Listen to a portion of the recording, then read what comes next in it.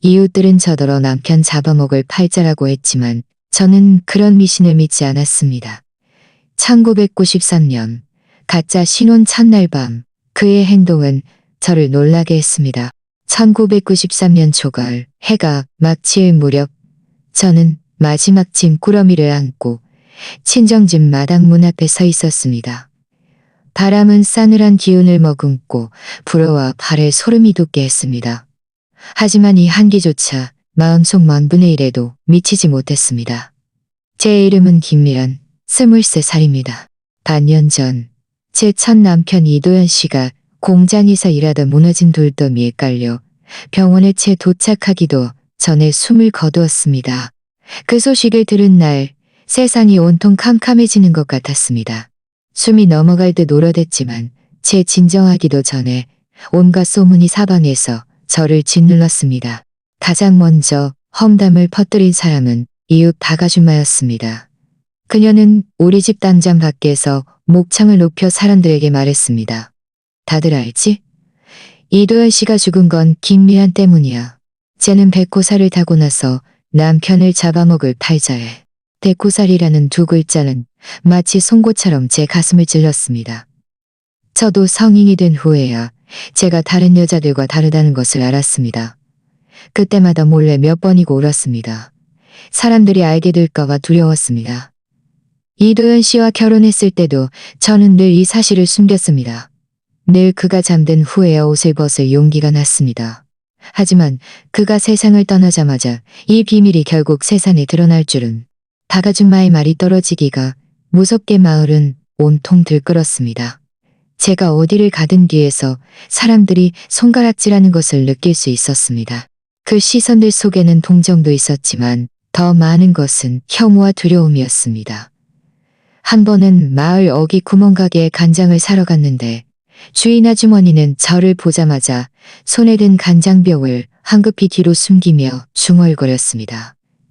애군이 올물러 시댁 식구들은 모든 잘못을 제 탓으로 돌렸습니다. 시어머니는 우리 집 문 앞에 앉아 목 놓아 울며 제가 애군을 몰고 다니는 사람이라며 아들을 망치고 온 가족을 망쳤다고 했습니다. 시아버지는 말없이 고개를 숙인 채 담배만 피웠고 담배를 다 피우고 나면 저를 노려보며 눈빛 가득 증오를 담았습니다.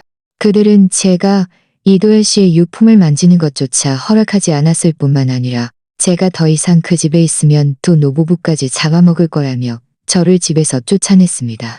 저는 짐을 끌고 마을의 좁은 길을 걸으며 하염없이 눈물을 흘렸습니다. 정말 이해할 수 없었습니다. 왜 이도현 씨의 사고가 제 탓이 되어야만 하는 걸까요? 백호살인이 남편 잡아먹을 팔자냐 하는 것들은 모두 본관적인 미신일 뿐인데 하지만 아무도 제 설명을 들으려 하지 않았고 아무도 저를 믿으려 하지 않았습니다. 미란아, 드디어 왔구나. 친정집 대문이 삐걱 소리를 내며 열렸습니다. 오빠 김민준이 뛰어나와 제 손에서 짐을 받아 들고는 안쓰럽게 말했습니다. 어서 들어와. 밖이 쌀쌀하다. 방으로 들어서자 엄마는 저를 보자마자 제 손을 잡고 목 놓아 울었습니다. 내 불쌍한 딸아, 얼마나 힘들었니? 저는 엄마 어깨에 기대어 오랫동안 억눌렀던 감정을 마침내 터뜨리며 소리내어 울었습니다. 엄마, 저 도현 씨를 죽이지 않았어요. 정말 아니에요. 그 사람들 다 헛소리하는 거예요. 알아? 엄마 알아. 넌 착한 아이야. 엄마는 제 등을 토닥이며 달랬습니다. 그 사람들 말 듣지 마. 엄마 집에선 아무도 네 험담 못해. 오빠는 옆에서 미간을 찌푸리며 말했습니다. 그 입방정 떠는 사람들 할 일도 없나. 미란아, 우선 여기서 편히 쉬어. 오빠가 있는데 누가 감히 너를 괴롭히겠어. 밤이 되자 저는 친정집에 익숙한 온돌방에 누웠지만 도무지 잠이 오지 않았습니다. 머릿속에는 온통 마을 사람들의 험담과 시어머니의 도끼 어린 시선이 가득했습니다. 친정에 돌아왔어도 잠시 동안의 안식일 뿐이라는 것을 알고 있었습니다. 젊은 과부인데다 남편을 잡아먹었다는 소문까지 등에 짊어졌으니 앞으로의 삶은 어떻게 될까. 하지만 저는 생각을 바꿨습니다.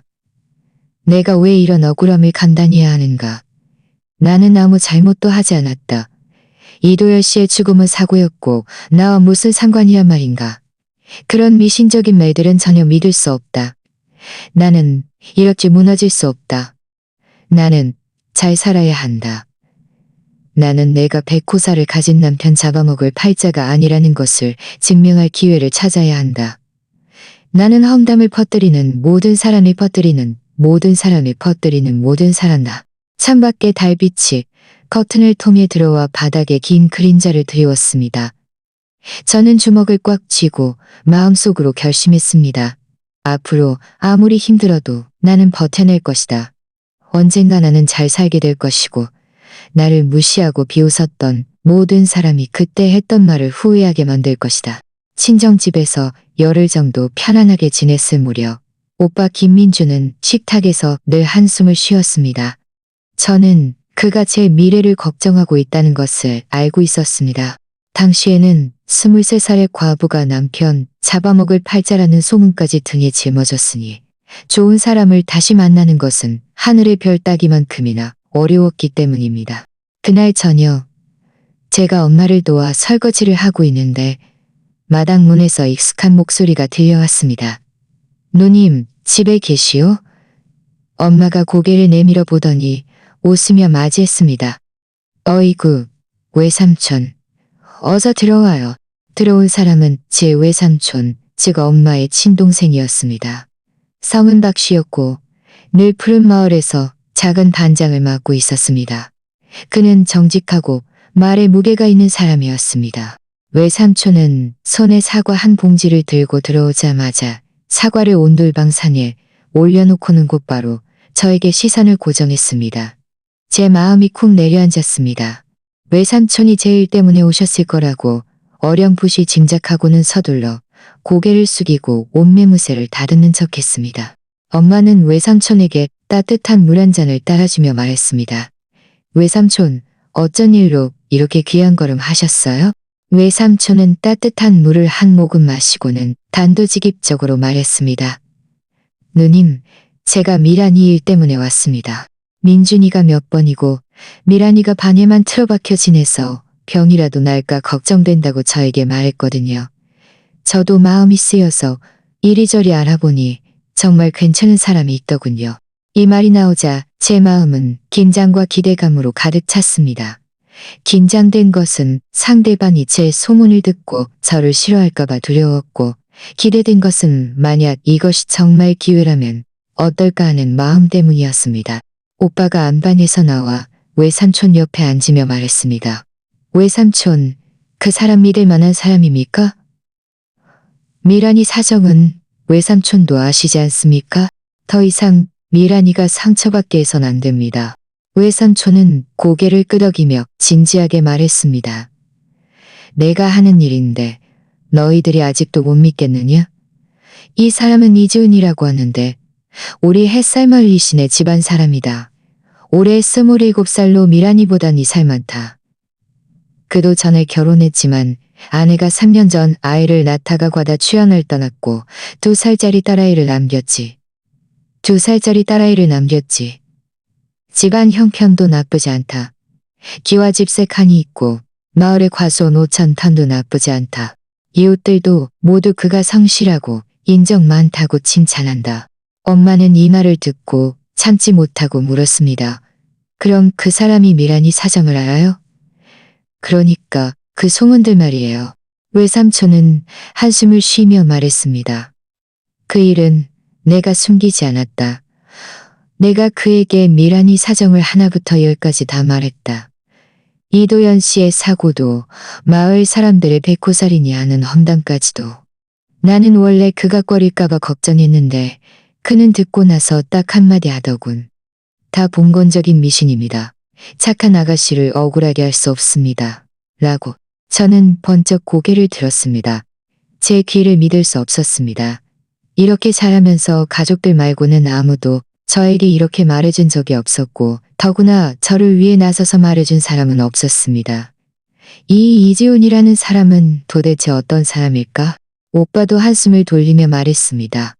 그렇다면 그 사람은 정말 믿을 만하네요. 하지만 미란이는 오빠는 말을 채 끝내지 못했지만 저는 그가 무슨 말을 하려는지 알고 있었습니다.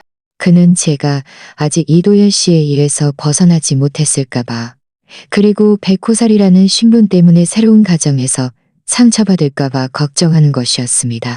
외삼촌은 저를 바라보며 온화한 목소리로 말했습니다. 미란아, 네 마음이 억울하다는 것을 안다. 그리고 재혼하는 것에 대해 분명 걱정이 많다는 것도 안다. 내가 이지훈 씨에게 먼저 너희 둘이 만나서 이야기를 나눠보라고 했다. 만약 네가 마음에 들지 않으면 없는 일로 하면 된다. 절대로 강요하지 않을 것이다. 어떻게 생각하니? 저는 고개를 숙였습니다.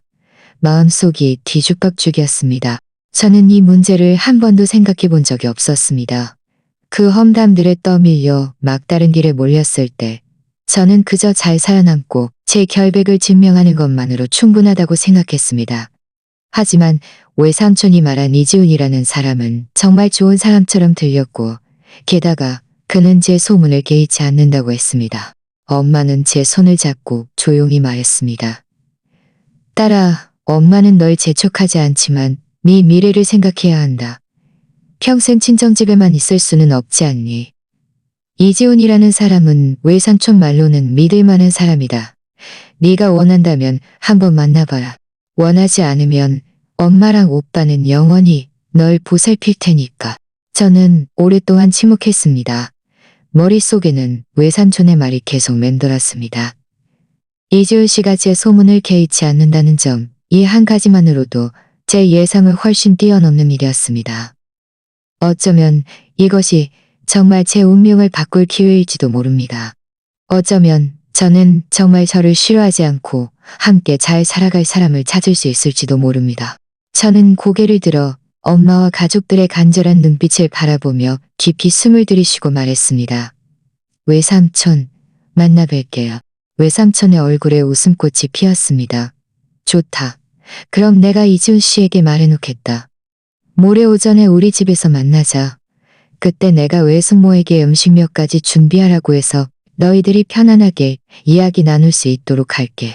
외삼촌이 돌아간 후 엄마는 서둘러 저를 끌고 깨끗한 남색 면저고리를 찾아주었고 단정하게 머리를 닿아주었습니다.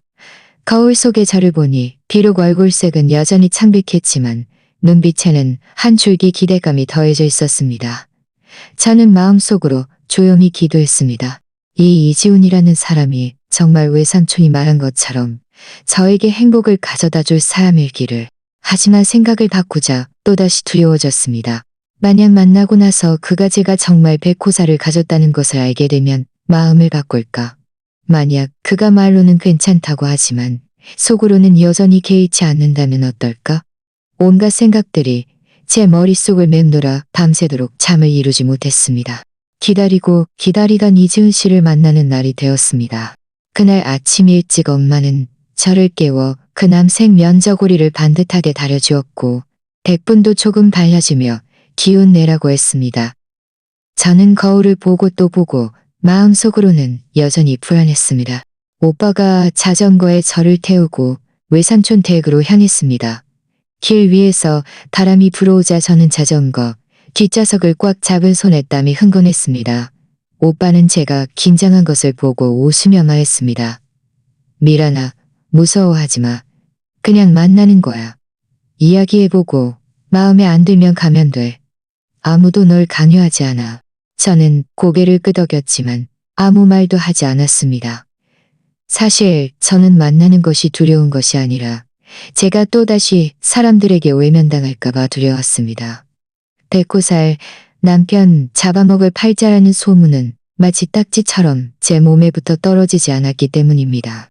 외삼촌 댁에 도착했을 때 외숙모는 이미 문 앞에서 기다리고 있었습니다. 우리가 오자마자 서둘러 맞이하며 말했습니다. 왔구나. 지훈이는 벌써 와서 방에 앉아 있단다. 저는 외숙모를 따라 방으로 들어섰고 온돌방에 앉아있는 남자를 한눈에 보았습니다. 그는 회색 작업복 저고리를 입고 있었고 소매를 걷어 올려 드러난 팔뚝은 건강한 구릿빛 피부였습니다. 이목구비가 특별히 잘생긴 것은 아니었지만 단정해 보였고 눈빛도 매우 온화했습니다. 제가 들어오자마자 서둘러 일어나더니 약간 어색하게 웃으며 말했습니다. 저는 이재훈입니다. 그의 목소리는 낮고 힘이 있었으며 듣기에 마음이 놓였습니다. 외숙모는 웃으며 말했습니다. 너희 둘이 앉아서 이야기해. 나는 네 오빠랑 부엌에 가서 외삼촌 부인 좀 도와줄게. 말을 마치고 오빠를 끌고 나가 우리 둘만 방에 남겨두었습니다. 방은 순식간에 조용해졌습니다. 저는 긴장해서 고개를 들지 못했고 손가락은 무의식적으로 옷깃을 긁고 있었습니다. 그가 저를 바라보고 있다는 것을 느낄 수 있었지만 그 시선은 평온했고 저를 훑어보거나 혐오하는 기색은 없어서 저는 조금이나마 안심할 수 있었습니다. 잠시 후 이지우 씨가 먼저 입을 열었습니다.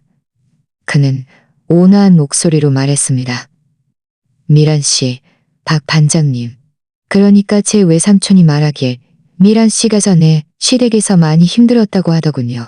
그가 먼저 이 질문을 할 줄은 몰라서 저는 잠시 멍하니 있다가 고개를 들어 그를 바라보며 고개를 끄덕였습니다. 네, 아주 힘들었던 건 아니고요. 그냥 험담이 좀 많았어요. 이지울 씨는 한숨을 쉬며 말했습니다. 그 험담들 다 압니다. 다 헛소리입니다. 제 어머니도 예전에 봉건적인 미신에 대한 이야기들을 많이 해주셨는데 저는 한 번도 믿지 않았습니다. 사람이 평생 그런 허무맹랑한 것들에 의지해서 살 수는 없지 않습니까? 삶은 스스로 만들어가는 것이지 그런 엉뚱한 말들과는 상관없습니다. 그의 이 말에 제 마음은 순식간에 많이 따뜻해졌습니다. 이렇게 자라면서 가족들 말고는 아무도 저에게 이렇게 말해준 적이 없었습니다. 저는 용기를 내어 그를 바라보며 말했습니다. 하지만 그 사람들 모두 제가 백호사를 가졌다고 남편을 잡아먹을 팔자라고 하던데요. 제가 말을 채 끝내기도 전에 이지훈 씨는 고개를 저으며 말했습니다. 저는 그런 것들을 믿지 않습니다. 미란 씨의 첫 남편분 일은 사고였고 미란 씨와는 상관없습니다. 게다가 설령 사람들이 말하는 것처럼 그렇다고 해도 그게 무슨 상관입니까? 그건 미란 씨 잘못이 아닌데 왜 미란 씨가 그런 억울함을 감당해야 합니까? 그의 진심 어린 말을 듣자 코끝이 찡해지며 눈물이 왈칵 쏟아질 뻔했습니다. 그동안 저는 이 험담들에 짓눌려 숨조차 제대로 쉴 수 없었습니다. 아무도 제 설명을 들으려 하지 않았고 더구나 아무도 제 입장에서 생각해 주려 하지 않았습니다. 이지호 씨의 말은 마치 따뜻한 물줄기처럼 제 차가운 마음속으로 흘러들어왔습니다. 저는 감정을 추스르고 물었습니다. 외삼촌 말씀으로는 따님이 있다고 들었습니다. 딸 이야기를 꺼내자 이지호 씨의 눈빛은 부드러워졌고 웃으며 말했습니다. 네, 수아라고 합니다. 2살인데 아주 착합니다. 아이 엄마가 일찍 세상을 떠나고 제가 평소에 일을 해야 해서 어머니께 맡겨 키우고 있습니다. 만약 저희가 나중에 정말 함께하게 된다면 미란 씨가 수아에게 잘 대해주면 좋겠습니다. 물론 저도 미란 씨에게 잘할 것입니다. 그는 아주 솔직하게 말했고 숨기는 것이 없었습니다. 저는 고개를 끄덕이며 말했습니다. 그럴게요. 수아는 아무 잘못 없으니 제 친딸처럼 아껴줄 거예요. 우리 둘은 그렇게 자연스럽게 이야기를 나누며 각자의 삶과 미래 계획에 대해 이야기했습니다. 이지우 씨는 말이 많지 않았지만 한마디 한마디가 모두 진심이었고 믿음직하게 느껴졌습니다. 저도 점차 긴장을 풀고 처음처럼 불안해하지 않게 되었습니다. 그런데 바로 그때 마당 문에서 김이모의 목소리가 갑자기 들려왔습니다. 박 반장님, 집에 계세요? 간장 좀 빌리러 왔는데. 제 마음이 철렁 내려앉았습니다.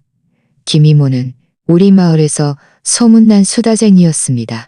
박 아줌마가 제가 남편 잡아먹을 팔자라는 험담을 퍼뜨릴 때 그녀는 가장 먼저 달려가서 여기저기 부추기고 다녔습니다.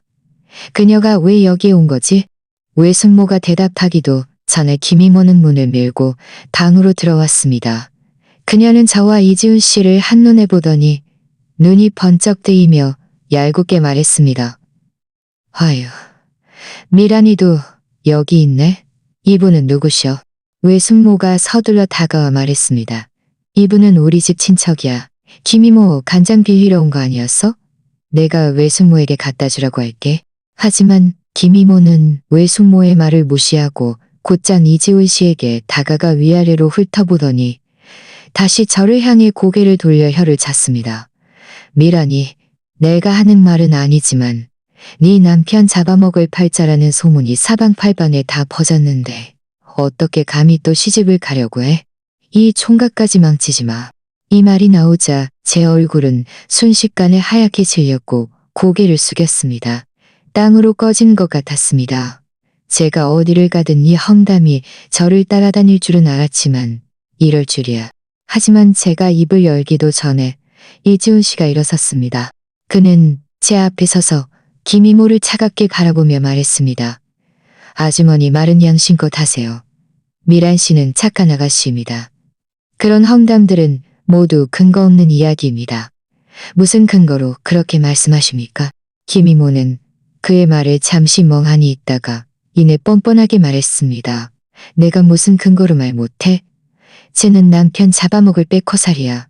쟤랑 결혼하는 사람은 다 재수 없어. 헛소리 마. 이지호 씨가 목소리를 높였습니다.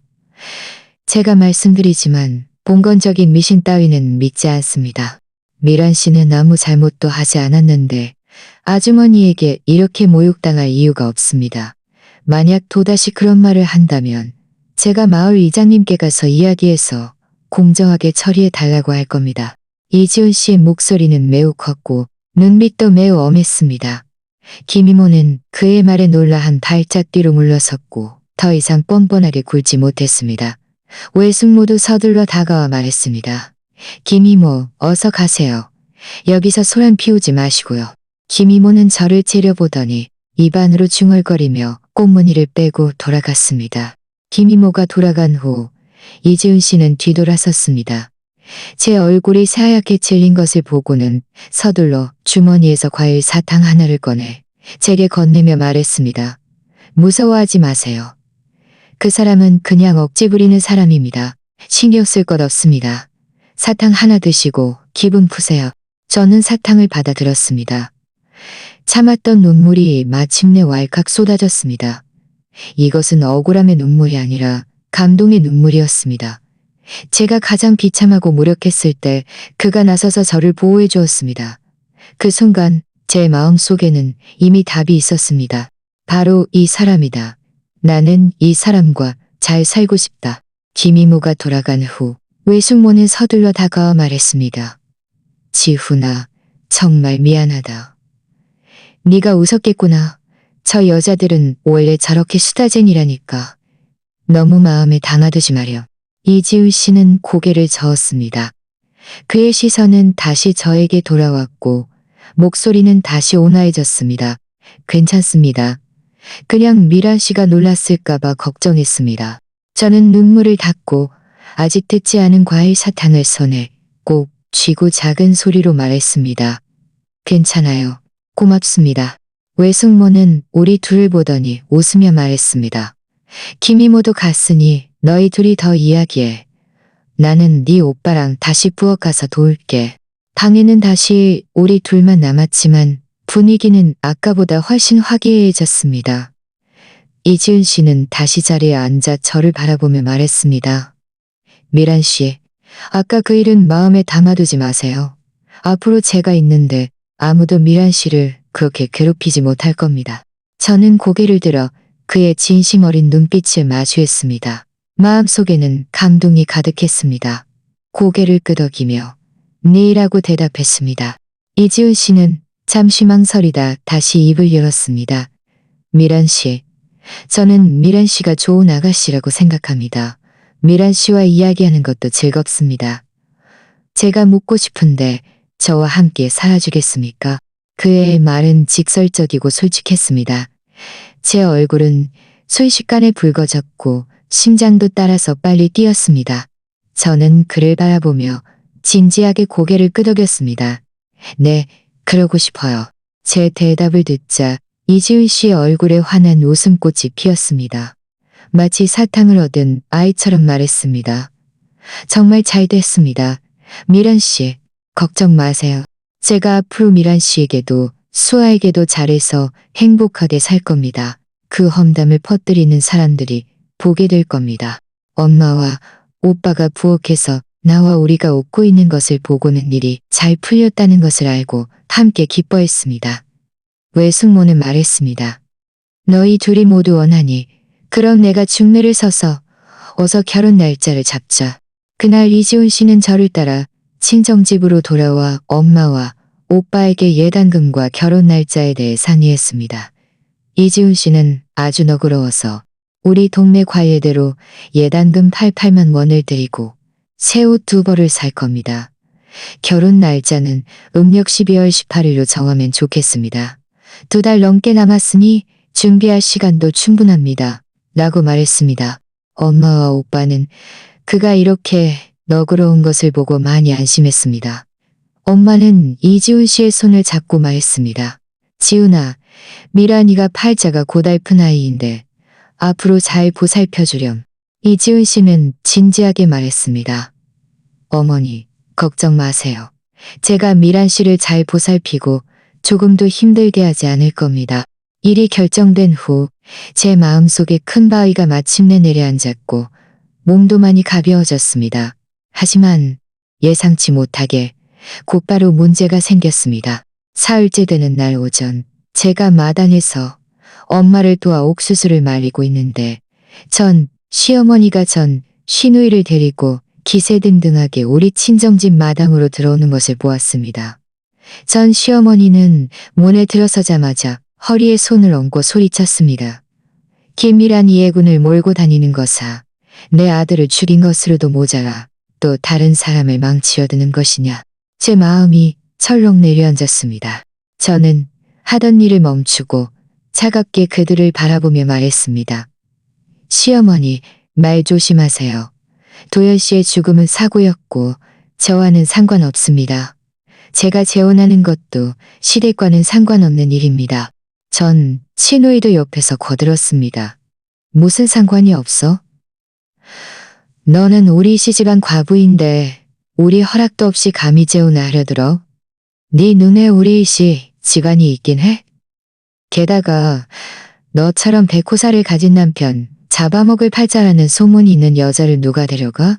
그 이지훈이라는 사람도 네 정체를 모르니 그런 거지.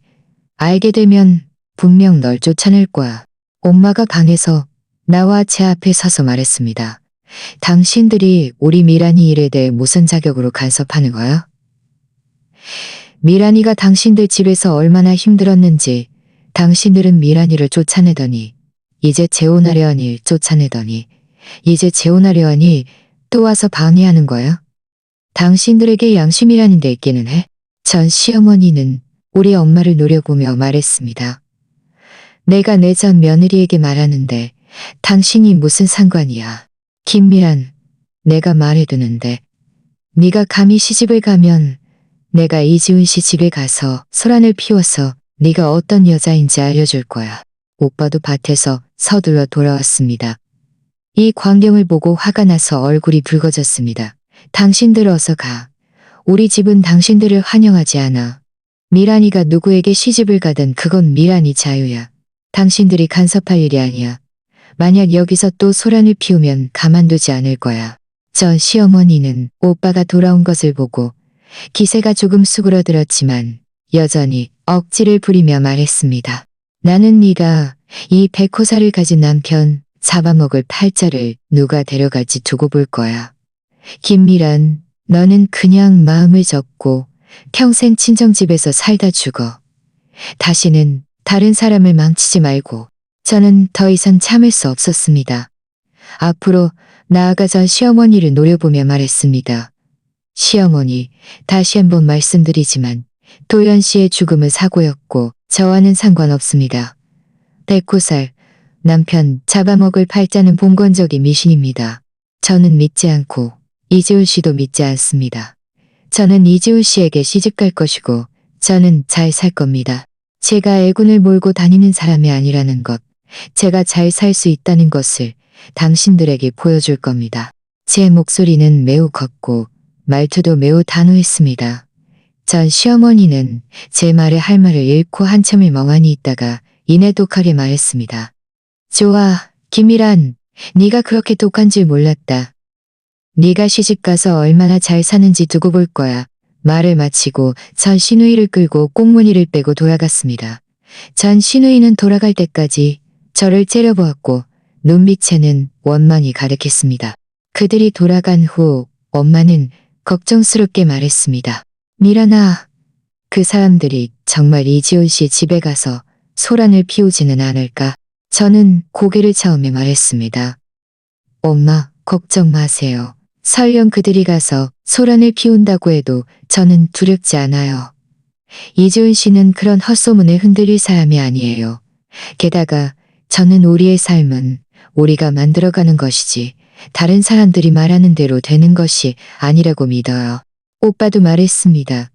맞아. 엄마 걱정 마세요. 만약 그들이 정말 감히 소란을 피운다면 제가 가만두지 않을 겁니다. 비록 말로는 그렇게 했지만 제 마음속으로는 여전히 조금 걱정되었습니다. 전 시어머니가 정말 이지훈 씨 집에 가서 소란을 피울까봐 그들의 말이 이지훈 씨의 생각을 바꿀까봐 두려웠습니다. 저는 그날 저녁 이지훈 씨 집에 가서 이 일에 대해 이야기하기로 결심했습니다. 그날 저녁 저는 깨끗한 옷으로 갈아입고 햇살마을로 걸어갔습니다. 이지훈 씨 집에 도착했을 때 그는 마당에서 장작을 패고 있었습니다. 제가 온 것을 보고는 서둘러 손에 든 도끼를 내려놓고 웃으며 말했습니다. 미란 씨, 어떻게 오셨어요? 어서 들어와 앉으세요. 저는 그를 따라 방으로 들어갔고 전 시어머니와 전 시누이가 우리 친정집에 와서 소란을 피운 일을 하나부터 열까지 그에게 이야기했습니다. 말을 마친 후 저는 긴장해서 그의 반응을 기다렸습니다. 이지훈 씨는 듣고 나서 미간을 찌푸리며 말했습니다. 그 사람들 너무 심하군요. 미란 씨, 걱정 마세요. 그들이 정말 우리 집에 소란을 피우러 온다면 제가 알아서 처리할 방법이 있습니다. 제 결정은 변하지 않을 겁니다. 음력 12월 18일에 제가 미란 씨를 성대하게 맞이할 겁니다. 그의 말을 듣자 저는 완전히 안심했습니다. 저는 그를 바라보며 말했습니다. 지훈 씨, 고맙습니다. 이지훈 씨는 제 손을 잡고 부드럽게 말했습니다. 저에게 뭘 고맙다고 합니까? 우리 앞으로 한 가족이 될 텐데 미란 씨 잃은 것 제 일입니다. 그의 손은 매우 따뜻하고 힘이 있었습니다. 그의 손을 잡으니 제 마음은 안정감으로 가득했습니다. 이번에는 제가 사람을 잘못 보지 않았다는 것을 알았습니다. 앞으로의 날들 동안 저는 안심하고 엄마와 함께 혼수 준비를 하며 음력 12월 18일이 오기를 기다렸습니다. 시간은 빠르게 흘러 어느새 음력 12월 18일이 되었습니다. 그날 아침 일찍 엄마는 저를 깨워 예쁘게 머리를 만져주었고 이지훈 씨가 보내준 붉은 한복 치마 저고리를 입혀주었습니다. 제 얼굴에는 연지도 조금 발라주었습니다. 거울 속에 저를 보니 비록 눈썹과 눈매 사이에는 아직 푸른 기운이 남아 있었지만 경사스러운 기운이 감돌았습니다. 내 딸 참 곱구나. 엄마는 제 손을 잡고 눈시울을 붉혔습니다. 앞으로 이 씨 댁에 가서 지훈 씨와 잘 살고 시부모님께 효도하고 수아도 잘 보살피렴. 만약 힘든 일이 있으면 엄마에게 말하렴. 엄마는 영원히 네 편이다. 저는 고개를 끄덕였습니다. 눈물도 참을 수 없이 흘러내렸습니다. 엄마, 알겠어요. 엄마도 오빠랑 건강하게 잘 지내세요. 얼마 지나지 않아 밖에서 폭죽 소리와 꽹과리 소리가 들려왔습니다. 외숙모가 뛰어들어와 웃으며 말했습니다. 왔다 왔어.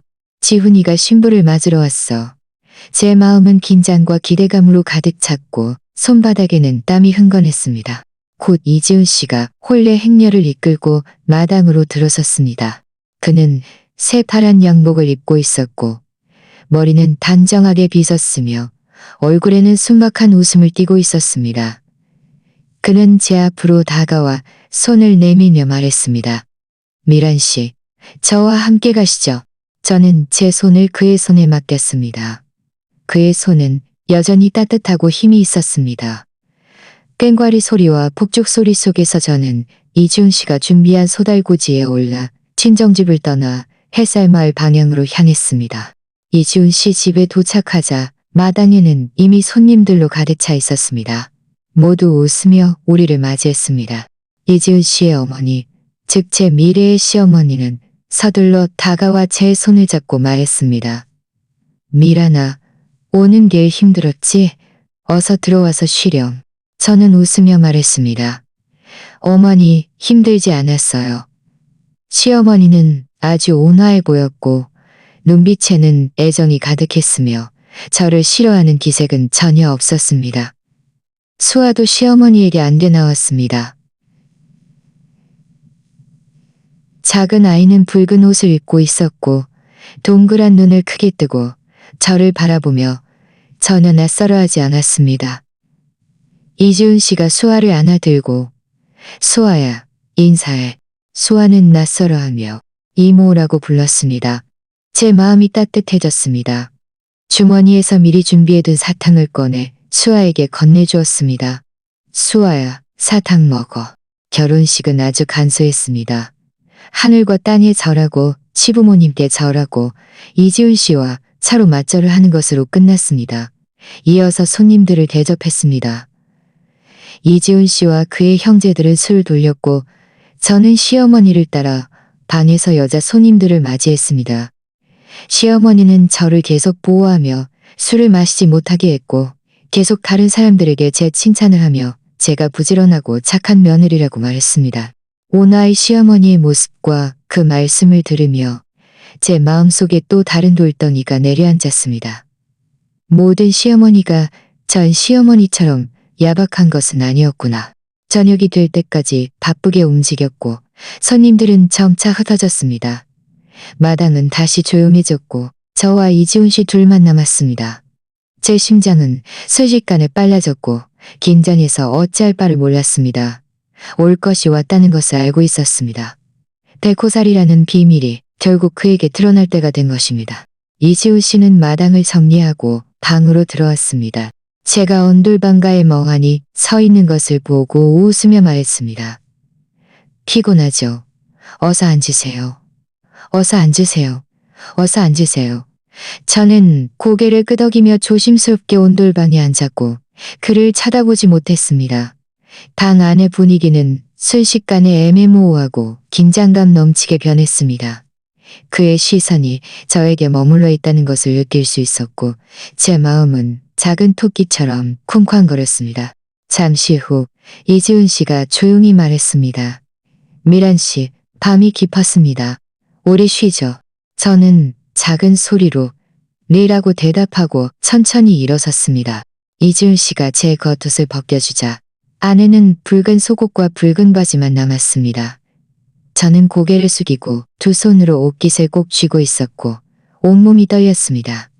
제 얼굴이 뜨겁게 달아오르는 것을 느낄 수 있었고 눈물은 눈가에 맺혔습니다. 저는 두려웠습니다.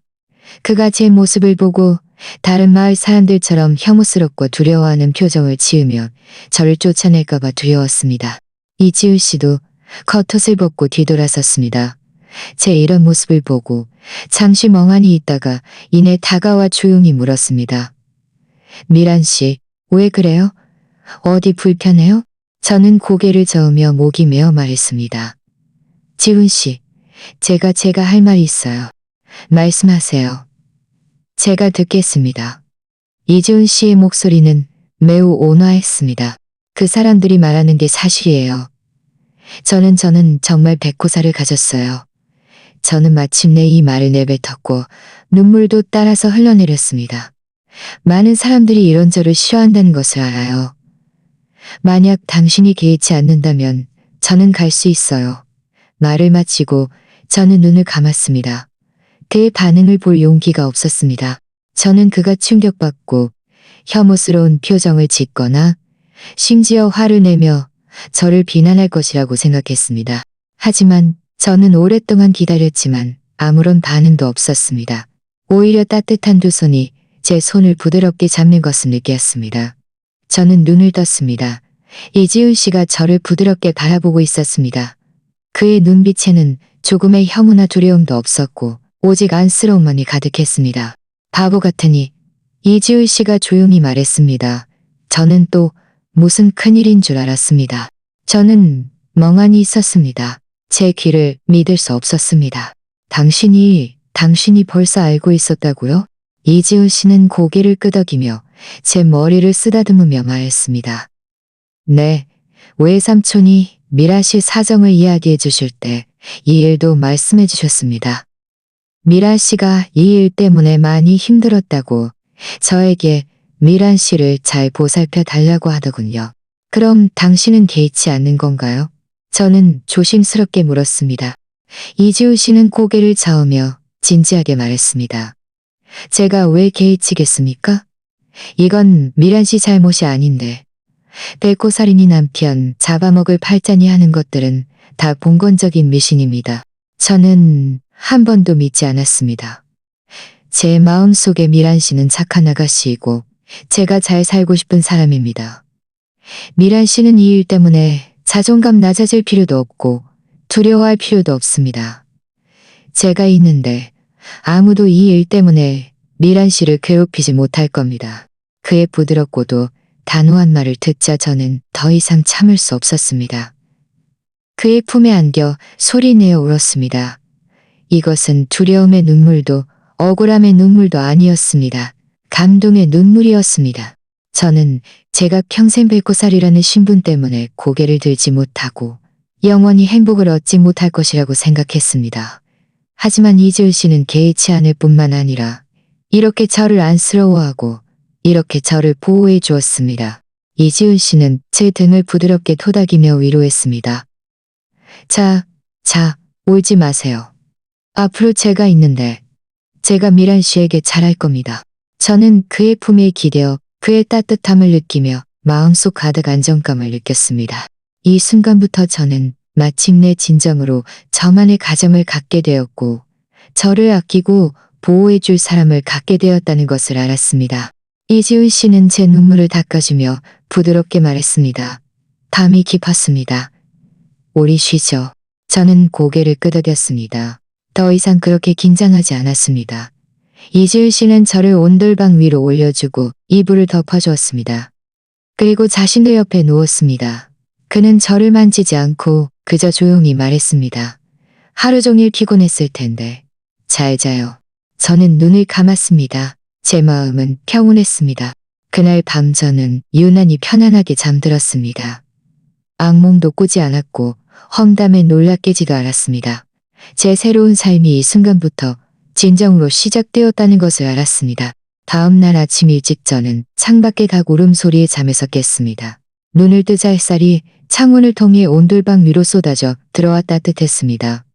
옆에 있던 이지훈 씨는 이미 없었습니다. 온돌방가의 이불은 반듯하게 개켜져 있었습니다. 저는 일어나 옷을 입고 방에서 나오자마자 이지훈 씨가 마당에서 장작을 패고 있는 것을 보았습니다. 그는 회색 작업복 저고리를 입고 있었고 이마에는 땀방울이 송골송골 맺혀 있었습니다. 제가 나온 것을 보고 웃으며 말했습니다. 일어났어요? 어서 씻으세요. 어머니가 벌써 아침밥 다 차려놓으셨어요.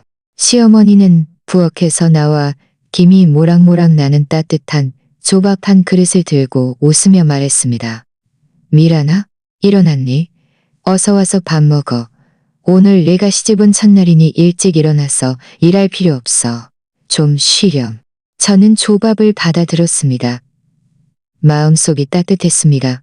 어머니, 고맙습니다. 힘들지 않아요. 밥 먹고 나면 어머니 일 돕겠습니다. 아침밥은 아주 간단했습니다. 조밥에 백설기 몇 개, 수아는 제 옆에 앉아 백설기를 조금씩 갉아 먹으며 때때로 저를 올려다보았습니다. 눈빛은 어제보다 훨씬 친근해져 있었습니다. 밥을 다 먹고 저는 자발적으로 그릇을 치우고 시어머니를 따라 부엌으로 들어가 설거지를 했습니다. 시어머니는 반찬을 다듬으면서 저에게 말했습니다. 미라나, 우리 집 형편이 아주 좋은 건 아니지만 아껴 쓰고 절약하며 살아야 한다. 지훈이는 성실한 사람이고 너에게도 진심이야. 너희 둘이 잘 사는 게 무엇보다 중요해. 저는 고개를 끄덕이며 말했습니다. 어머니 알겠어요. 저는 지훈 씨와 잘 살고 어머니께도 잘하고 수아도 잘 보살필 거예요. 앞으로의 날들은 평온하고 안정되게 흘러갔습니다. 저는 매일 시어머니와 함께 집안일을 하고 돼지를 먹였습니다. 한가할 때는 이지훈 씨를 도와 과수원을 가꾸었습니다. 이지훈 씨는 매일 일을 마치고 돌아오면 저에게 작은 기쁨을 안겨주었습니다. 때로는 들사과 몇 개, 때로는 이름 모를 작은 들꽃 한 송이였습니다. 수아도 점점 저를 더 따랐습니다. 매일 제 뒤를 졸졸 따라다니며 한마디 한마디 미란 이모라고 부르는 것이 제 마음을 흐뭇하게 했습니다. 저는 이런 좋은 날들이 계속될 줄 알았습니다. 하지만 예상치 못하게 또다시 문제가 생겼습니다. 이 문제는 이지훈 씨 최할머니에게서 비롯되었습니다. 최할머니는 50대 후반의 노인으로 자식 없이 노부부만 함께 살았습니다. 그녀는 마을에서 소문난 수다쟁이로 남의 집 일에 귀 기울이고 여기저기 소문을 퍼뜨리는 것을 가장 좋아했습니다. 제가 막 시집 왔을 때도 그녀는 가식적으로 다가와 저에게 인사를 건네고 제 손을 잡고 이것저것 캐물었습니다. 그날 오후 제가 마당에서 빨래를 널고 있는데 최할머니가 다가왔습니다. 그녀는 먼저 저와 몇 마디 잡담을 나누더니 이내 화제를 바꿔 낮은 목소리로 물었습니다. 미란아, 내가 듣자 하니 네가 전에 한 번 시집을 갔었다며? 네 전 남편이 너 때문에 죽었다고도 하고 내가 백호사를 가졌다고도 하던데. 제 마음이 철렁 내려앉았습니다. 제 일이 해살마을까지 전해졌을 줄은 몰랐습니다. 저는 미간을 찌푸렸지만 아무 말도 하지 않았습니다. 최할머니는 제가 말을 하지 않자 제가 인정했다고 생각했는지 얼굴에 경멸스러운 표정을 지으며 말했습니다. 내가 말했지? 너처럼 백호사를 가진 여자가 어떻게 지훈이처럼 좋은 사람에게 시집을 올 수 있니? 알고 보니 너는 그런 소문을 짊어지고 온 거였구나. 미란아, 내가 하는 말은 아니지만 네 남편 잡아먹을 팔자라는 소문이 밖에 퍼지면 지맘 조문이 밖에 퍼지면 조문이 밖에 퍼지면 지훈이 밖에 커지면 저는 더 이상 참을 수 없었습니다. 차갑게 말했습니다. 최할머니, 제 전 남편의 죽음은 사고였고 저와는 상관없습니다. 백호살, 남편 잡아먹을 팔자는 봉건적인 미신입니다. 저는 믿지 않고 지우 씨도 믿지 않아요. 우리 둘이 잘 사는 것은 다른 사람들과 상관없고 누구에게도 영향을 미치지 않아요. 최할머니는 혀를 찼습니다. 네가 입만 살았구나. 봉건적인 미신이 장난인 줄 알아? 얼마나 많은 사람이 이 일 때문에 망했는데. 나는 네가 애군을 몰고 다니는 사람이라고 봐. 조만간 지훈이도 망하게 할 거야. 그때 되면 또 재혼할 거니. 헛소리 마세요. 저는 화가 나서 온몸이 떨렸습니다. 최할머니, 말은 양심껏 하세요. 제가 할머니에게 뭘 잘못했다고 저를 이렇게 모욕하는 거예요? 최할머니는 제가 화를 내자 오히려 더 의기양양해져 목소리를 높였습니다. 내가 헛소리한다고? 온 마을 사람이 다 네가 백호사를 가진 남편 잡아먹을 팔자라는 걸 알아. 나는 그에게 너에게서 멀리 떨어지라고 친절하게 충고하는 거야. 그가 너 때문에 죽기 전에. 그녀의 목소리는 매우 컸고 곧 주변 이웃집 사람들을 불러 모아 구경하게 만들었습니다. 그 이웃들은 오리를 둘러싸고 손가락질하며 작은 소리로 무언가를 수군거렸습니다. 저는 사람들 한가운데 서서 마치 옷을 벗겨진 것처럼 느껴져 땅으로 꺼지는 것 같았습니다. 바로 그때 이지훈 씨가 돌아왔습니다. 그는 마당에 이렇게 많은 사람이 모여있는 것을 보고 제가 눈시울을 붉히고 얼굴이 새하얗게 질린 것을 보고는 서둘러 다가와 저를 자기 뒤로 숨기고 최할머니를 차갑게 바라보며 말했습니다. 최할머니, 여기서 무슨 헛소리를 늘어놓고 계십니까? 최할머니는 이지훈 씨가 돌아온 것을 보고도 두려워하기는커녕 오히려 앞으로 나아가 말했습니다. 지훈아, 나는 널 위해서 그러는 거야. 네가 어떻게 백호사를 가진 남편, 잡아먹을 팔자라는 여자를 데려올 수 있니? 저 여자가 널 망하게 할 거야. 어서 저 여자랑 헤어지고 내가 다른 좋은 아가씨를 소개해 줄게. 이지훈 씨의 얼굴이 싸늘해졌습니다. 최할머니, 다시 한번 말씀드리지만 미란 씨는 착한 아가씨입니다. 그런 험담들은 모두 근거 없는 이야기입니다. 제가 미란 씨를 데려온 것은 제 선택이고 할머니와는 상관없는 일입니다. 만약 또다시 뒤에서 미란 씨 험담을 하거나 미란 씨를 모욕한다면 제가 가만두지 않을 겁니다. 최할머니는 이지은 씨의 기세에 놀라 한 발짝 뒤로 물러섰지만 여전히 억지를 부리며 말했습니다. 나는 친절하게 충고하는 건데 왜 고마워할 줄 모르니? 저 여자는 애군을 몰고 다니는 사람이야. 조만간 사고 칠 거야. 입 다물어요. 이지훈 씨가 목소리를 높였습니다. 우리 부부가 사는 방식은 우리가 알아서 할 겁니다. 할머니가 여기서 이러쿵저러쿵 지시할 필요 없습니다. 지금 당장 우리 집 마당에서 나가세요. 주변 이웃들도 더 이상 참지 못하고 하나둘씩 말했습니다. 최할머니, 할머니가 너무 심하시네요. 남의 부부가 잘 사는데 왜 방해하는 거예요? 맞아. 봉건적인 미신 따위 믿지 마세요. 어서 가세요. 최할머니는 사면초가에 몰리자 저를 째려보더니 입안으로 중얼거리며 공문이를 빼고 돌아갔습니다. 최할머니가 돌아간 후 이지훈 씨는 뒤돌아섰습니다. 안쓰럽게 저를 바라보며 말했습니다. 미란 씨, 그 사람 헛소리 듣고 화내지 마세요. 몸 상하면 안 됩니다. 저는 그의 품에 기대어 눈물을 왈칵 쏟았습니다. 지훈 씨, 왜 그 사람들은 저를 계속 괴롭히는 거예요? 제가 도대체 뭘 잘못했는데요? 이지훈 씨는 제 등을 부드럽게 토닥이며 위로했습니다. 미란 씨는 아무 잘못도 하지 않았습니다. 그 사람들이 너무 어리석고 너무 입방정 떨기를 좋아하는 겁니다. 미란 씨, 걱정 마세요. 제가 있는데 아무도 미란 씨를 다시 괴롭히지 못할 겁니다. 앞으로 그 사람이 또 소란을 피우러 온다면 제가 직접 이자님께 가서 이야기할 겁니다. 시어머니도 다가와 제 손을 잡고 말했습니다. 미란아, 너무 슬퍼하지 마라. 최할머니는 원래 그런 사람이다. 입에 문을 달지 않아. 우리는 신경 쓸 것 없어. 잘 살아서 행복하게 사는 것이 그 사람에게 가장 좋은 복수다. 저는 고개를 끄덕이며 눈물을 닦고 말했습니다. 어머니, 지훈 씨, 알겠어요. 저는 그 사람이 우리 삶에 영향을 미치게 하지 않을 거예요. 저는 최할머니가 이지훈 씨에게 혼난 후에는 좀 수그러들 줄 알았습니다. 하지만 예상치 못하게 그녀는 수그러들기는커녕 오히려 더 심해졌습니다. 그녀는 마을에 온통 제 헛소문을 퍼뜨리며 제가 남편 잡아먹을 팔자일 뿐만 아니라 시어머니에게 불효하고 수아를 학대한다고 말했습니다. 마을 사람들은 원래 험담 듣기를 좋아해서 그녀의 말에 많은 사람들이 저를 바라보는 시선이 변했습니다. 한 번은 제가 수아를 데리고 마을 어귀 구멍가게에 물건을 사러 갔는데 구멍가게 주인이 저를 못 들어오게 하며 제가 애군을 몰고 다니는 사람이라서 애군이 옮을 거라고 말했습니다. 수아는 겁에 질려 제 뒤에 숨어 작은 소리로 울기 시작했습니다. 저는 주인의 차가운 눈빛을 바라보고 품 안에서 울고 있는 수아를 보자 마음속으로는 화가 나고 아팠습니다. 더 이상 참아서는 안 된다는 것을 알았습니다. 최할머니의 헛소문은 저를 아프게 했을 뿐만 아니라 수아까지 아프게 했고 우리 온 가족을 아프게 했습니다.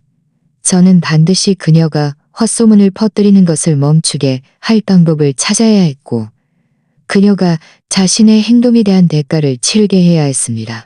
저는 수아를 안고 집으로 돌아와 이지은 씨에게 이 일을 이야기했습니다. 이지은 씨는 듣고 나서 화가 나서 온몸이 떨렸습니다. 이 최할머니가 너무 심하군요. 감히 수아까지 괴롭히다니. 미란 씨, 걱정 마세요. 제가 지금 당장 그 사람을 찾아가겠습니다. 저는 그를 붙잡고 말했습니다. 지훈 씨, 충동적으로 행동하지 마세요. 그 사람과 싸운다고 문제가 해결되는 게 아니에요. 오히려 그 사람만 더 의기양양하게 만들 거예요. 우리가 그 사람의 입을 완전히 다물게 할 방법을 찾아야 해요. 이지은 씨는 발걸음을 멈추고 저를 바라보며 말했습니다. 그럼 우리가 어떻게 해야 할까요? 저는 생각했습니다. 그 사람이 헛소문 퍼뜨리기를 좋아하지 않아요? 그럼 우리가 이장님께 가서 공정하게 처리해달라고 해요. 온 마을 사람들이 그 사람이 말한 것이 모두 거짓이라는 것을 알게 하고 온 마을 사람들 앞에서 망신을 주자고요. 이지은 씨는 고개를 끄덕이며 말했습니다. 좋습니다. 그렇게 하죠. 내일 제가 이장님께 가서 이 일을 명확하게 말씀드릴 겁니다. 그날 밤 저는 침대에 누워 마음속으로 굳게 결심했습니다. 어떤 대가를 치르더라도 저는 제 결백을 증명하고 제 가족을 보호할 것이다. 최할머니가 제 행복을 망치려 한다면 저는 절대로 그녀가 성공하게 두지 않을 것이다. 다음 날 아침 일찍 이지우 씨는 아침밥을 먹고 이장님을 찾아갔습니다. 저는 집에서 수아와 함께 있었지만 마음속으로는 불안했습니다. 하루빨리 헛소문이 해명되기를 기대하면서도 일이 너무 커져서 수습하기 어려울까봐 걱정되었습니다. 시어머니는 제 마음을 알아채고 위로했습니다. 미란아, 걱정 마라. 이장님은 현명한 분이시니 분명 네 결백을 밝혀주실 거야. 얼마 지나지 않아 이지훈 씨가 돌아왔습니다. 그의 뒤에는 이장님도 함께였습니다. 이장님은 60대 노인으로 머리는 휘었지만 정신은 맑았고 눈빛은 매우 엄했습니다. 그는 마당에 들어서자마자 말했습니다. 미란 씨, 지훈 씨, 지훈이가 제게 모든 일을 이야기했습니다. 최할머니가 마을에 헛소문을 퍼뜨려 미란 씨의 명예를 훼손하고 아이까지 놀라게 했다니 이 일은 정말 너무 심합니다. 제가 이미 사람을 시켜 최할머니와 마을 사람들을 부르러 보냈습니다. 우리 미란 씨 집 마당에서 공정하게 처리해서 모든 사람이 진실을 알게 하겠습니다. 저는 서둘러 이장님께 따뜻한 물 한 잔을 따라주며 말했습니다. 이장님, 고맙습니다. 저는 그저 헛소문이 해명되고 사람들이 더 이상 그런 봉건적인 미신을 믿지 않게 되기를 바랄 뿐입니다. 곧 최할머니가 사람들에게 불려왔습니다. 그녀의 뒤에는 많은 마을 사람들이 따르고 있었습니다. 최할머니는 마당에 들어서자마자 이렇게 많은 사람과 이장님을 보고 얼굴이 약간 새하얗게 질렸지만 여전히 애써 침착하게 말했습니다. 이장님, 저를 왜 부르셨습니까? 김미란이 이장님 앞에서 제 험담을 했습니까? 저는 그 애군을 몰고 다니는 사람이 가장 이간질을 잘한다는 것을 알고 있습니다. 입 다물어요. 이장님이 그녀를 노려보며 말했습니다.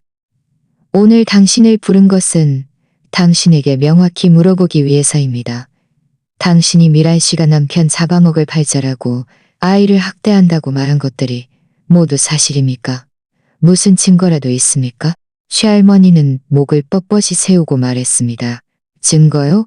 온 마을 사람이 다 제가 백호사를 가진 남편 잡아먹을 팔자라는 걸 아는데 제 전 남편이 제 때문에 죽은 게 증거 아니겠습니까? 아이를 학대한 것에 대해서는 저도 다른 사람들에게 들은 이야기이니 분명 틀림없을 겁니다. 직접 보지도 않고 감히 여기저기 헛소문을 퍼뜨려요. 이장님이 화가 나서 탁자를 내리쳤습니다. 최할머니, 제가 말씀드리지만 헛소문을 퍼뜨리는 것은 책임을 져야 합니다. 미란 씨의 전 남편은 공장에서 사고로 죽었고 미란 씨와는 아무 상관도 없습니다. 이 일은 제가 이미 공장 책임자에게 물어보았고 그 사람들도 증언할 수 있습니다.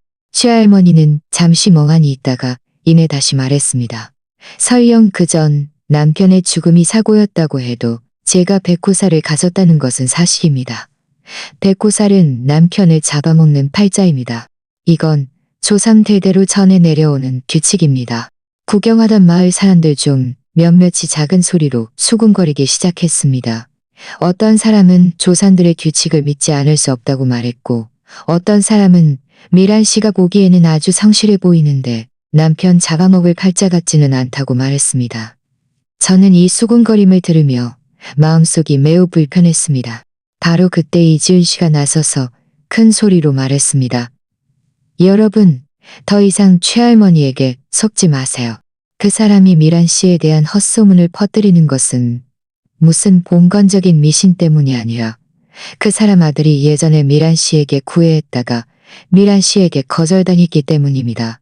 그 사람의 앙심을 품고 일부러 미란 씨에게 복수하는 겁니다. 이 말이 나오자 모두 조용해졌습니다.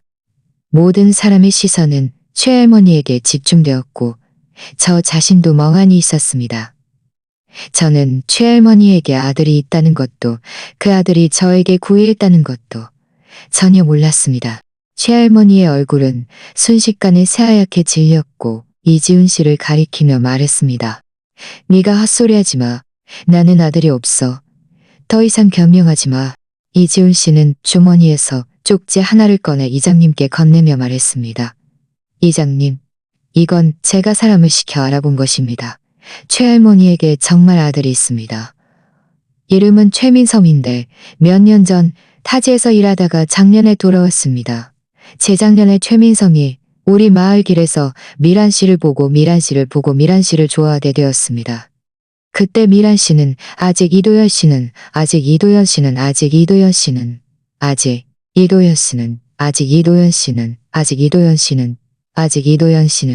최할머니는 이 일 때문에 계속 앙심을 품고 있다가 지금 미란 씨가 저에게 시집와서 행복하게 사는 것을 보고는 일부러 헛소문을 퍼뜨려 우리 삶을 망치려 하는 겁니다. 이장님은 쪽지를 받아보고는 다시 주변 마을 사람들에게 돌려 보여주었습니다. 쪽지에는 최민성의 기본 정보와 당시 최민성의 혼담을 도와준 사람의 이름이 적혀 있었습니다. 마을 사람들은 쪽지를 보고 나서 모두 수군거리기 시작했습니다. 하, 그랬구나. 최할머니가 왜 그렇게 미란 씨를 못 살게 구나 했더니 이런 일 때문이었구나. 최민성이라면 정말 한량이었지. 일도 안 하고 게으르고. 미란 씨가 그를 거절한 건 자연 일이야. 최할머니 너무 심하네. 복수하려고 남의 명예를 훼손하는 헛소문을 지어내고 봉건적인 미신까지 이용해서 사람들을 속이다니. 최할머니는 마을 사람들의 수군거림을 듣고 온몸이 떨렸습니다. 더 이상 모른 척할 수 없었습니다. 털썩 주저앉아 울며 말했습니다. 제가 안 그랬어요. 제가 일부러 그런 게 아니에요. 미란이가 제 아들을 무시한 게 아니에요. 제 아들이 뭐가 나쁘다고 감히 제 아들을 거절한 거예요.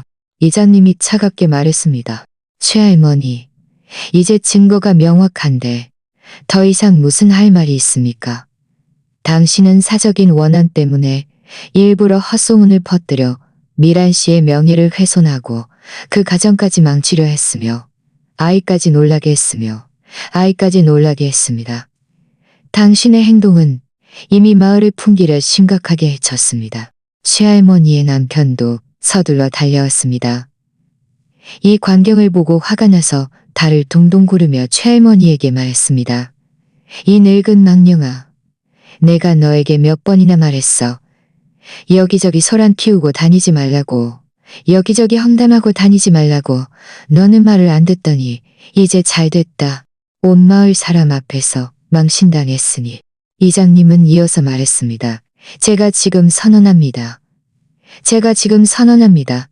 최할머니는 반드시 온 마을 사람들 앞에서 미란 씨에게 사과하고 자신이 헛소문을 퍼뜨린 것이 잘못임을 인정해야 합니다.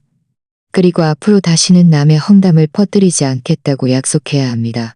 또한 마을 방송을 통해 미란 씨의 명예를 공개적으로 해명하고 백호살 남편 잡아먹을 팔자가 봉건적인 미신이며 미란 씨는 착한 아가씨이고 미란 씨는 착한 아가씨이며. 최할머니는 내키지 않았지만 이장님의 엄향과 마을 사람들의 비난 속에서 고개를 끄덕일 수밖에 없었습니다. 천천히 땅에서 일어나 제 앞으로 다가와 고개를 숙이며 말했습니다. 미란 씨, 제가 잘못했습니다. 제가 제 아들 일 때문에 미란 씨에게 복수하고 헛소문을 지어내 미란 씨를 모욕한 것이 아닙니다. 부디 저를 용서해 주세요. 저는 그녀의 비참한 모습을 바라보았지만 마음속에는 복수심의 쾌감은 전혀 없었고 오직 후련함만이 있었습니다. 저는 말했습니다. 최할머니, 사과는 받아들이겠습니다. 앞으로는 좋은 사람으로 살아가시고 다시는 헛소문으로 다른 사람을 상처 주지 마세요. 봉건적인 미신은 믿을 수 없습니다. 삶은 스스로 만들어가는 것이지 헛소문으로 망가뜨릴 수 있는 것이 아닙니다. 마을 사람들은 최할머니가 사과하는 것을 보고 모두 말했습니다. 미란 씨는 정말 마음이 넓은 착한 아가씨야. 앞으로 우리는 다시는 최할머니의 험담을 믿지 않을 거야. 맞아. 그런 봉건적인 미신 따위는 믿을 수 없어. 괜히 착한 사람을 억울하게 할 뿐이지. 이장님은 만족스럽게 고개를 끄덕이며 말했습니다. 좋습니다. 일은 해결되었습니다. 모두 돌아가세요. 앞으로는 험담은 적게 듣고 할 일을 많이 하세요. 자신의 삶을 잘 사는 것이 가장 중요합니다. 아, 그리고 최할머니, 오후에 마을 방송실에 가서 제가 말한 대로 하세요. 마을 사람들은 모두 돌아갔고 최할머니도 꼬문이를 빼고 돌아갔습니다. 마다는 다시 조용해졌습니다. 이지훈 씨가 제 옆으로 다가와 웃으며 말했습니다. 미란 씨, 이제 됐습니다. 헛소문이 마침내 해명되었으니 아무도 다시는 미란 씨 험담을 하지 못할 겁니다. 저는 그의 품에 기대어 다시 눈물을 흘렸습니다. 이것은 기쁨의 눈물이었습니다. 저는 마침내 제 결백을 증명했고 마침내 더 이상 그 헛소문들에 짓눌려 숨조차 제대로 쉴 수 없게 되었습니다. 시어머니도 다가와 제 손을 잡고 말했습니다. 미란아, 정말 잘 됐다. 이제 너는 마음 편히 살 수 있겠구나. 오후에 마을 방송이 울려 퍼졌습니다. 최할머니의 목소리가 들려왔습니다.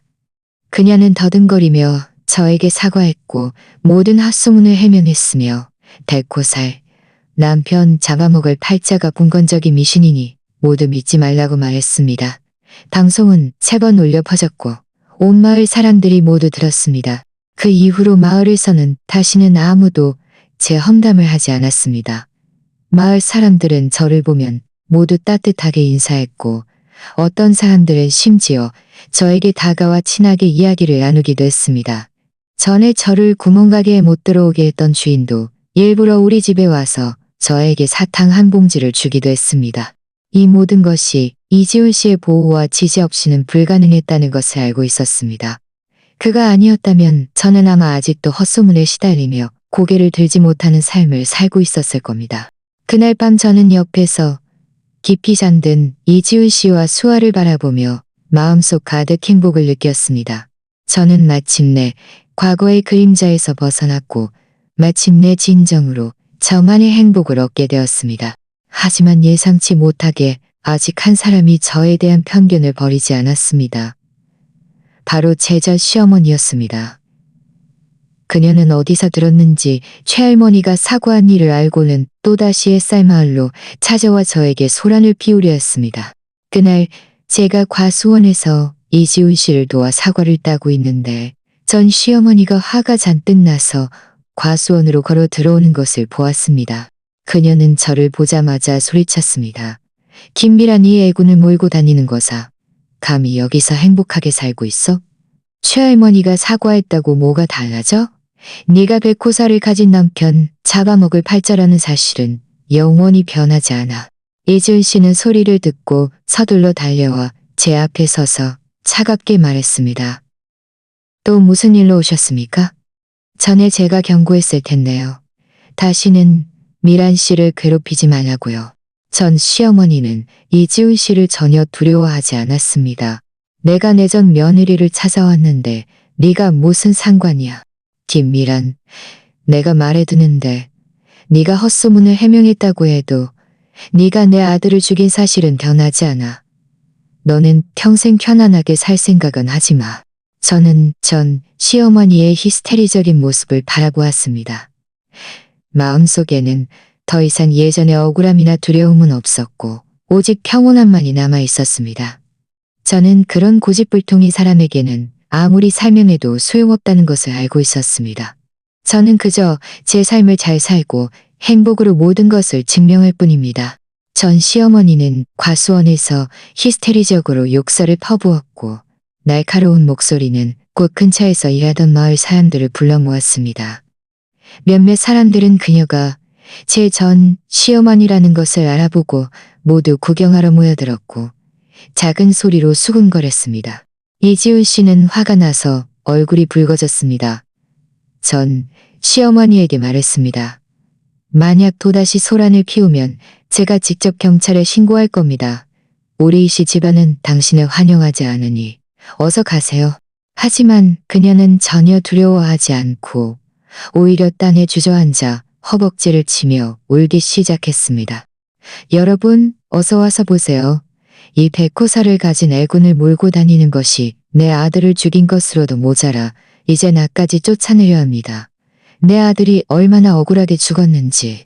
저는 그녀의 뻔뻔한 모습을 바라보았지만 마음속에는 조금의 파동도 없었습니다. 저는 그녀 앞으로 다가가 차갑게 말했습니다. 전 시어머니 도열 씨의 죽음은 사고였습니다. 공장 책임자와 당시 현장에 있던 인부들도 모두 증언할 수 있습니다. 저와는 아무 상관도 없습니다. 전에 친정집에서 소란을 피웠을 때 제가 따지지 않았지만 지금은 시댁까지 와서 소란을 피우며 우리 삶을 망치려 드는군요. 제가 정말 만만해 보이나요? 구경하던 마을 사람들도 더 이상 참지 못하고 하나둘씩 나서서 말했습니다. 아주머니, 그만 소란 피우세요. 미란 씨는 착한 아가씨라는 걸 우리 모두 진실을 알았어요. 최할머니가 일부러 복수하려고 헛소문을 퍼뜨린 거예요. 맞아. 공장에서 사고가 난 게 미란 씨 잘못도 아닌데 왜 계속 모든 책임을 미란 씨에게만 돌려요? 미란 씨는 지금 지훈 씨와 잘 살고 있는데 왜 와서 방해하는 거예요? 게다가 백호살 남편 잡아먹을 팔자는 봉건적인 미신이니 믿을 수 없어요. 그렇게 소란 피우다가는 당신만 망신당할 뿐만 아니라 당신 아들도 저승에서 편안하지 못할 거예요. 전 시어머니는 마을 사람들의 충고를 듣고 울음소리가 점차 작아졌습니다. 그녀는 고개를 들어 주변 사람들이 모두 비난하는 눈빛으로 자신을 바라보는 것을 보자 얼굴이 좀 무안해졌습니다. 이때 이장님도 달려왔습니다. 그는 길을 가던 마을 사람들에게 연락을 받고 온 것이었습니다. 전 시어머니를 보자마자 미간을 찌푸리며 말했습니다. 또 오셨습니까? 또 오셨습니까? 전에 제가 당신에게 말했을 텐데요. 미란 씨의 전 남편은 사고로 세상을 떠났고 미란 씨와는 상관없다고요. 다시는 미란 씨를 괴롭히지 말라고 했는데 왜 제 말을 듣지 않습니까? 전 시어머니는 이장님을 보자 좀 두려워졌습니다. 천천히 땅에서 일어나 중얼거리며 말했습니다. 저는 그저 제 아들의 억울함을 풀고 싶었을 뿐입니다. 억울함을 풀어요? 당신은 지금 억지를 부리는 겁니다. 이장님이 엄숙하게 말했습니다. 공장에서는 이미 당신 집에 위로금을 지급했고 사고 원인도 명확히 설명했습니다. 당신이 지금 미란 씨를 괴롭히는 것은 당신의 잘못입니다. 제가 말씀드리지만 만약 당신이 또다시 쌀마을에 와서 소란을 피우고 미란 씨 가족의 삶에 영향을 미친다면 우리가 당신 마을 이장님께 연락해서 당신을 잘 가르치라고 할 겁니다. 전 시어머니는 이장님의 말에 할 말을 잃었습니다. 주변 마을 사람들의 비난하는 눈빛을 다시 보니 더 이상 소란을 피워도 소용없다는 것을 알고는 그저 저를 째려보더니 입안으로 애군을 몰고 다니는 것 이라고 중얼거리며 꽁무니를 빼고 돌아갔습니다. 전 시어머니가 돌아간 후 마을 사람들은 모두 다가와 저를 위로했습니다.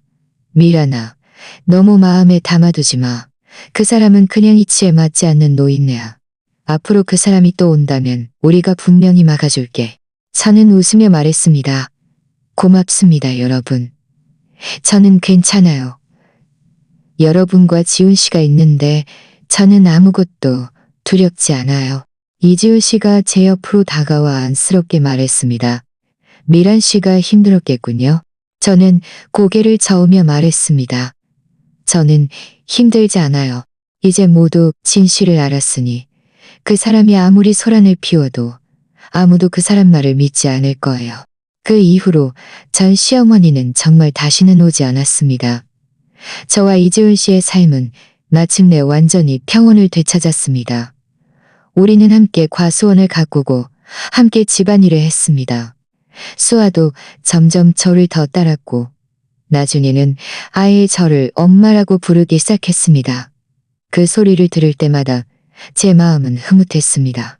봄이 되자 이지훈 씨의 과수원에는 풍년이 들었습니다. 붉고 탐스러운 사과가 가지마다 주렁주렁 열려보기만 해도 기뻤습니다.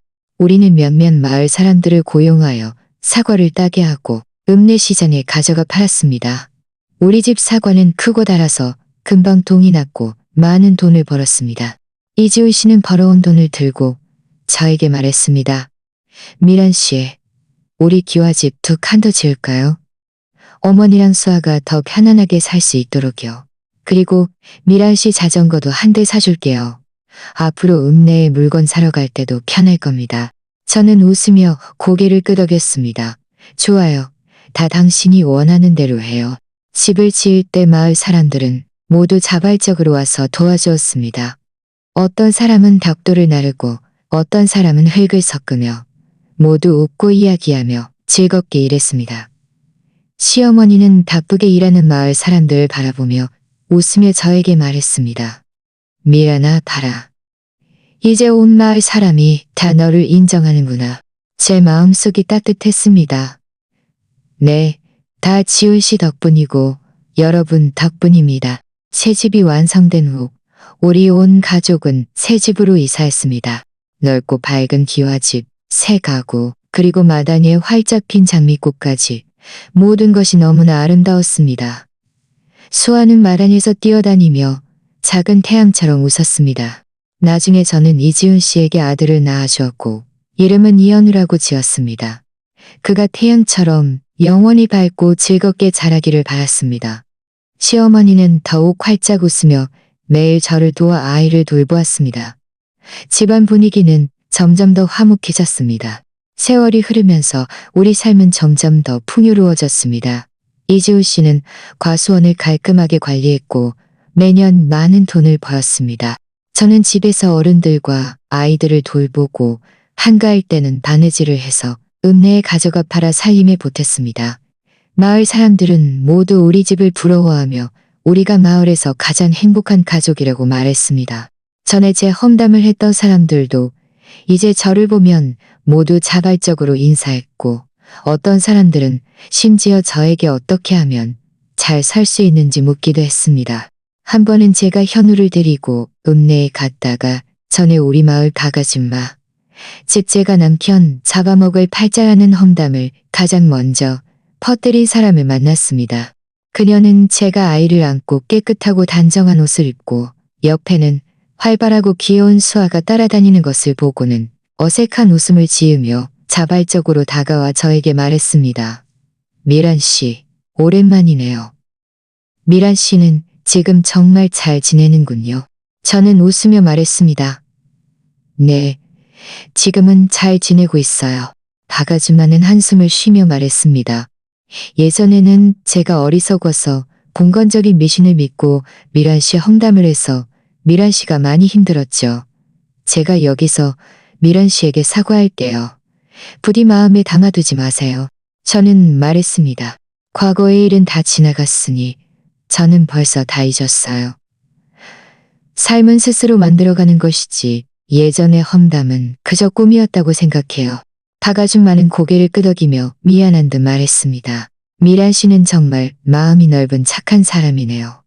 이제 모두 100살, 남편 잡아먹을 팔자는 근거 없는 이야기라는 것을 알아요. 잘 사는 것이 진정한 실력이죠. 읍내에서 돌아오는 길에 수아는 제 손을 잡고 제 품에 안겨 달콤하게 잠들었습니다. 해질녘 노을이 우리 그림자를 길게 늘어뜨렸습니다.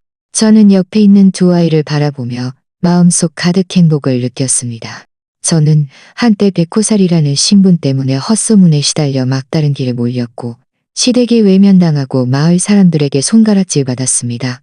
저도 절망했고 혼란스러웠으며 제 미래가 어디에 있는지 몰랐습니다. 하지만 저는 한 번도 저 자신을 포기하지 않았습니다. 저는 늘 봉건적인 미신은 믿을 수 없으며 삶은 스스로 만들어가는 것이라고 믿었습니다. 나중에 저는 이지훈 씨를 만났습니다. 그는 제 과거를 개의치 않았고 그런 허무맹랑한 헛소문을 믿지 않았으며 그의 따뜻함과 책임감으로 저에게 따뜻한 가정을 주었습니다. 저도 제 노력으로 마을 사람들의 인정을 받아 행복한 삶을 살게 되었습니다. 지금의 저는 더 이상 헛소문에 짓눌려 고개를 들지 못하는 김미란이 아닙니다. 저에게는 저를 사랑하는 남편이 있고 귀여운 아이들이 있으며 온화한 시어머니와 저를 인정해주는 마을 사람들이 있습니다. 제 삶은 마당의 장미꽃처럼 풍요롭고 희망으로 가득합니다. 저는 종종 생각합니다. 만약 그때 제가 그런 헛소문 때문에 저 자신을 포기했다면 지금의 행복한 삶은 없었을 것이라고. 그러니 아무리 큰 어려움이 닥쳐도 다른 사람들이 뭐라고 하든 자신을 믿고 자신이 옳다고 생각하는 것을 고수해야 합니다. 삶은 자신의 것이고 좋고 나쁨은 오직 자신만이 아는 것입니다. 그 옛날의 헛소문들은 결국 행복한 삶에 의해 패배하고 지나가는 구름처럼 사라질 것입니다. 자, 오늘의 이야기는 여기까지입니다. 시청해주셔서 감사합니다. 제 채널이 마음에 드신다면 구독해주세요.